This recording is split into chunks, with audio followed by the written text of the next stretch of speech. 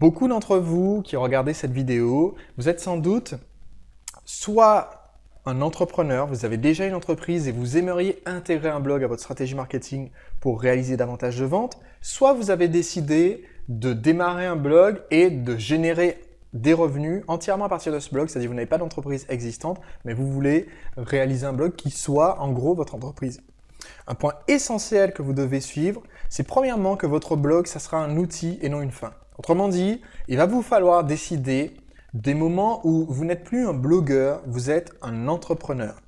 Et toute personne qui se définit comme étant juste un blogueur, je sais que j'ai utilisé ce titre, blogueur professionnel, parce que ça colle bien avec l'esprit de la formation, parce qu'il y a d'autres personnes qui ont fait des formations sur le thème être blogueur professionnel. Bon, mon but, c'est de vous aider à aller plus loin que ces bases qui font de vous un blogueur. Pour moi, c'est vraiment de faire en sorte que vous ayez une entreprise qui s'appuie sur votre blog ou qui en fasse un outil supplémentaire, une corde supplémentaire à son arc. Donc, vous devez absolument gérer votre blog comme une entreprise. Et voici ce que je veux dire par gérer un blog comme une entreprise. Ça veut dire que premièrement, vous devez systématiquement avoir un suivi des chiffres clés. Je vais vous indiquer dans un instant quels sont ces chiffres clés. Vous devez savoir où vous en êtes, comment votre blog progresse. Est-ce que c'est un outil efficace pour vous ou est-ce qu'il vaut mieux le jeter, laisser tomber et utiliser d'autres outils? Dans certains types d'activités, au bout d'un moment, vous allez vous rendre compte que votre blog peut-être n'est pas un outil aussi efficace que de faire des prospectus et des flyers. Ça arrive pour certaines personnes. Donc dans ce cas-là, il n'y a pas de problème, mais il faut le savoir. Donc il vous faut connaître certains chiffres clés. Voici les chiffres clés que vous devez suivre par rapport à votre blog.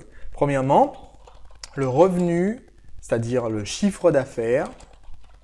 J'utilise cette expression revenu pour une fois exceptionnellement, mais vous m'entendrez dorénavant parler uniquement de chiffre d'affaires parce que c'est en tant qu'entrepreneur cette donnée qui va devenir intéressante. Revenu généré par le blog.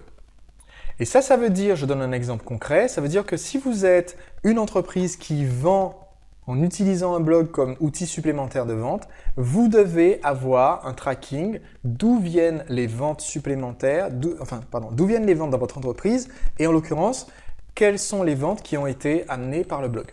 Ça veut dire donc que si vous avez une entreprise classique, vous devez par exemple poser la question aux clients systématiquement. Ça, c'est une bonne pratique à adopter dans votre entreprise de toute façon. Comment nous avez-vous connus?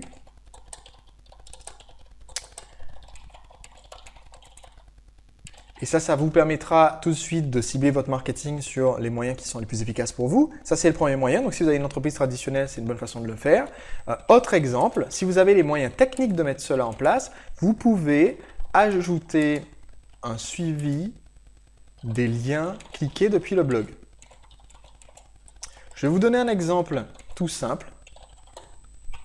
En allant visiter, on va aller de temps en temps, pendant cette formation, visiter ensemble des sites internet. D'accord? Comme ça, je vais pouvoir vous montrer certaines choses en direct, issues de certains de mes sites, issues de certains de mes blogs, et ça va vous aider donc à avancer.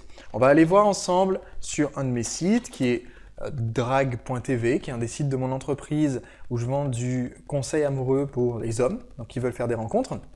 Et on va aller voir. Sur ce site, à certains moments, je parle de mon livre Séduire en 5 secondes. Je prends un exemple, je crois que j'en parle par exemple dans cette vidéo en particulier. Donc ce site, c'est un blog. Et je vais vous montrer de temps en temps certains de mes blogs qui ont tous des styles très différents. Certains sont en vidéo, certains sont avec des articles, certains ont des fichiers audio. Il y a beaucoup de façons différentes d'aborder un blog, mais ils utilisent tous les mêmes stratégies que je vais vous enseigner au cours de ces sessions de formation. Vous pouvez voir qu'ici, j'ai un lien pour obtenir mon livre, Séduire en 5 secondes, dont je parle d'ailleurs dans cette vidéo. Ce lien, si on regarde attentivement ce qu'il y a en bas de page, ce qui s'affiche en bas de page quand je passe la souris ici, vous ne le voyez peut-être pas, c'est www.séduire5secondes.com/a,dtv. Autrement dit, c'est un lien de tracking qui me permet de savoir que les ventes viennent de DTV, à savoir drag.tv. C'est le blog en question. Pourquoi? Parce que j'ai beaucoup de sources différentes pour ce livre. Ce livre qui est un best-seller Amazon, j'ai fait des milliers de ventes des exemplaires de ce livre. C'est important pour moi de savoir par où arrivent les personnes qui passent commande de mes produits et services.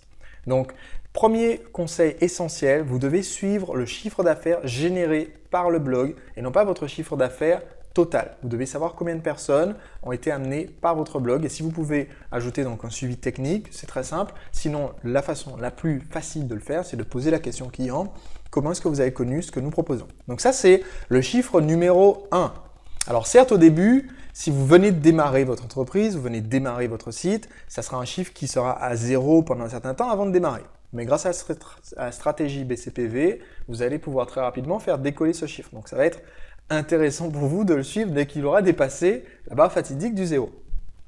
Deuxième chiffre clé que vous allez devoir suivre, là je parle spécifiquement par rapport à votre blog, d'accord? Deuxième suivi des chiffres clés que vous allez devoir intégrer, c'est tout simplement un suivi du volume de prospects générés par le blog. Alors attention, c'est très important, il faut différencier un prospect d'un client. Un client, c'est quelqu'un qui a voté avec sa carte bleue. C'est quelqu'un que vous avez séduit, qui va décider de vous payer et qui achète un produit chez vous. Un client, donc, c'est quelqu'un qui est à part, qui doit se retrouver plus tard dans une mailing list à part. Un prospect, c'est quelqu'un qui découvre votre site, qui vient de rentrer son adresse mail. De façon générale, c'est pour moi la mesure principale, c'est quelqu'un qui a rentré son adresse mail, c'est vraiment un prospect qualifié. Donc, il faut à nouveau que vous ayez un tracking. Alors, si vous vous demandez quels outils utiliser pour faire ce suivi, vous pouvez tout simplement, quel que soit votre système qui vous permet d'encaisser des ventes, vous pouvez intégrer en général plusieurs produits. Si vous avez un site de e-commerce, par exemple, je donne un exemple tout simple. Si vous avez un site de e-commerce, les plus évolués permettent le suivi des apporteurs d'affaires. Certains sites, je pense que OS Commerce par exemple, qui est assez connu, permet justement de dire, bon ben tiens, ce client est venu par le biais d'une publicité en particulier ou d'un partenaire en particulier ou d'un de mes sites en particulier. Les sites moins évolués de e-commerce permettent tous cependant de créer un produit différent. Je vous donne un exemple concret. Imaginons que j'ai un site de e-commerce et que je vende mes livres sur un site de e-commerce classique. Je peux tout simplement créer un produit qui sera le produit 1, c'est mon livre. Et c'est le lien du produit 1 que je mets sur mon blog. Et je crée un produit 2, c'est toujours le même livre, j'expédie toujours le même bouquin, il a le même tarif, c'est les mêmes informations, mais le site de e-commerce pense que ce sont deux produits différents. Et je mets le lien du produit 2 dans mes publicités des pages jaunes, je mets le lien du produit 3 quand je fais un mail, et comme ça je sais par où sont venus les prospects, puisque je sais que si j'ai 50 ventes du produit 1, ça correspond à 50 ventes faites via le blog, puisque sur le blog, quand je fais le lien vers le produit 1. Voilà un bon moyen de faire un suivi de cette façon-là. Maintenant, concernant le volume de prospects générés par le blog, quand vous créez votre blog, et il y a beaucoup de sites qui vous l'expliqueront de façon technique, moi je vais vous expliquer juste le principe, vous pourrez ensuite très facilement rechercher comment ça s'intègre de façon technique. Quand vous créez votre blog, vous devez impérativement, sans exception possible, il n'y a pas de moyen d'y échapper. Si vous essayez de faire autre chose, je vous poursuivrai, je vous hanterai la nuit jusqu'à ce que vous fassiez ce que je vais dire. Vous devez systématiquement proposer à un visiteur qui arrive sur votre page de vous donner ses coordonnées. Peu importe votre thématique, de quoi vous parlez, votre approche, est-ce que c'est pour faire pro, est-ce que c'est pour faire genre je suis votre pote, je n'ai rien à vous vendre, etc. Peu importe, vous devez avoir en place un système qui captive les prospects, c'est-à-dire qui récupère leurs coordonnées. Il s'agit en général d'un formulaire pour récupérer leur adresse mail. Par exemple, sur ce site DirectTV, vous voyez que sur la droite, il y a un formulaire sur toutes les pages qui dit « Je vous envoie les vidéos par mail » et où je récupère prénom, email et je m'inscris gratuitement. Donc, ça permet aux gens de s'inscrire sur ma newsletter. Vous avez donc beaucoup de sites qui permettent cette fonctionnalité, qui s'appellent des autorépondeurs. C'est des logiciels qui vous permettent d'envoyer vos newsletters.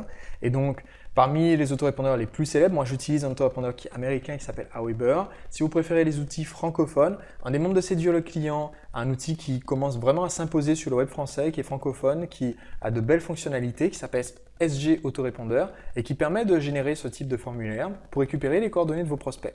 Donc, vous devez, il n'y a pas d'échappatoire, si vous ne le faites pas, je ne vous adresse plus la parole, d'accord ? Vous devez, sur toutes les pages de votre site si c'est un blog, hein, d'accord, de toutes les pages de votre blog, sauf certaines pages très spécifiques. Si vous avez une page de vente d'un produit, n'allez pas me mettre en formulaire, inscrivez-vous à votre newsletter ici, d'accord? Mais sur le but principal de votre blog va être de captiver les prospects. Autrement dit, récupérer leur adresse email au minimum. Et il y a des outils qui sont Aweber en anglais ou SG autorépondeur francophone qui permettent de créer ces petits formulaires que vous voyez donc apparaître sur la plupart des sites et qui permettent cette récupération des coordonnées. Bon, quand vous captivez les prospects, tous ces formulaires vous permettent systématiquement de récupérer, de cibler quels sont les prospects qui viennent d'une source ou d'une autre. Autrement dit, vous n'êtes pas obligé d'avoir plusieurs mailing lists pour pouvoir savoir combien de gens sont venus par votre blog. Certains entrepreneurs vont faire ça, ils ont une mailing list des gens du blog, une mailing list des gens du site. C'est une mauvaise idée la plupart du temps parce que ce sont des prospects qui sont intéressés par le même type de produits et de services et donc vous devriez grosso modo avoir le même processus de vente, le même processus marketing auprès de ces prospects. Donc je vous conseille pour les gens qui s'inscrivent à votre newsletter d'avoir une liste principale, une mailing list principale. Ces outils vous permettent de savoir d'où sont venus les prospects. Quand vous créez votre formulaire sur un site comme Aweber, quand vous créez votre formulaire sur un site comme SG autorépondeur, il est très facile quand vous créez ce formulaire de déterminer d'où viennent vos prospects. Il y a une petite fonctionnalité qui permet de le faire et on trouve facilement sur internet comment installer cette fonctionnalité. C'est ce qu'on appelle en anglais du tracking. Et donc si vous cherchez formulaire Aweber tracking ou même dans l'aide pour SG autorépondeur qui est français, donc ça sera encore plus facile, vous pourrez très facilement repérer ce paramètre.